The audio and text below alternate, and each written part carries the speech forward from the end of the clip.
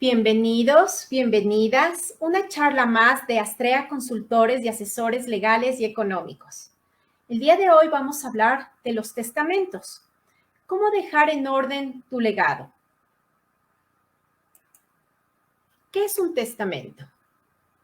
Un testamento es un acto más o menos solemne en el que una persona, el testador, dispone del todo o de una parte de sus bienes, con la facultad de ser revocado mientras viva.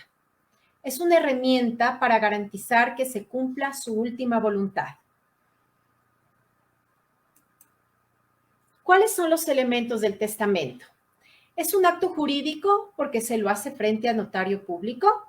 Es sui generis porque una vez realizado el testamento se puede revocarlo siempre y cuando aún esté con vida. Es personal porque no lo puede hacer otra persona, únicamente la del testador, en este caso el que quiere hacer su última voluntad. Y es indelegable porque únicamente él personalmente lo tiene que hacer y decir mediante este documento cuál es su deseo, a quién deja sus bienes y demás en su legado. ¿Qué importancia tiene el testamento? Primero, permite que al momento de declarar en este documento quién será el propietario o beneficiario de los bienes. Es muy importante también dejar en claro cómo va a ser usado y manejado cuando él ya no exista o ella no exista, si es dueño de empresas, de organizaciones o de negocios. De igual manera, puede explicar y determinar para tener un derecho, es decir, su derecho al bien morir dignamente, cómo desea hacerlo, cómo quiere también ser cuidado en sus últimos días, o donar órganos en este caso, reconocer hijos si han sido fuera del matrimonio, y es muy importante, como había manifestado, dar los últimos detalles de su sepelio. Inhabilidades para testar, es decir, ¿quién no está habilitado para testar? Un menor de 18 años, tampoco la persona que se hallara en interdicción, es decir, si está en el caso de demencia, el que actualmente tampoco está en sano juicio, es decir, un ebrio no puede testar, en el que por palabra o por escrito no puede expresar su voluntad claramente, y si se presentan los vicios de error, fuerza o dolo. Error, es decir, en el caso de una identidad, fuerza mediante presión y dolo cuando hay malicia. Ejemplos del testamento. Los testamentos pueden darse de dos maneras. El testamento abierto es aquello en el que el testador hace conocer sus disposiciones a los testigos en la notaría de una manera clara y amplia de qué es lo que va a dejar escrito en su testamento. En cambio, el testamento cerrado no es necesario que los testigos tengan conocimiento de sus disposiciones del testador.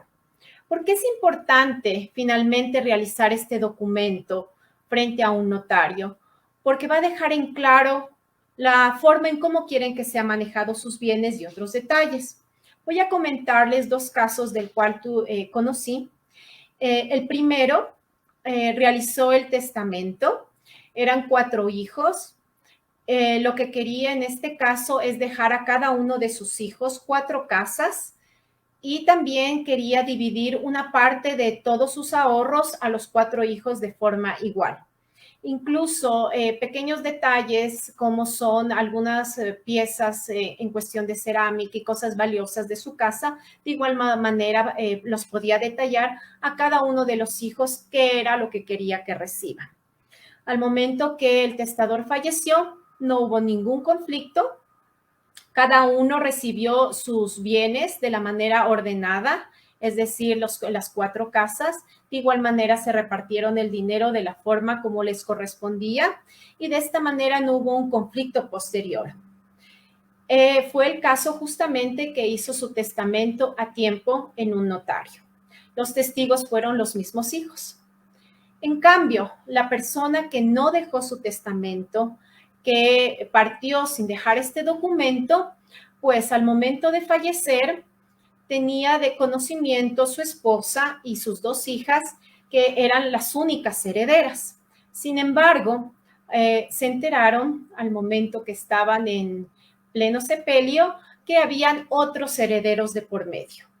Ese momento, como nunca hubo un conocimiento previo, pues los herederos que también les correspondía su parte proporcional, pues obligaron de alguna manera, porque querían su parte en dinero, a que el único bien que tenían, y que ese bien incluso tenían locales comerciales, a que sea vendido para que puedan darle su parte proporcional.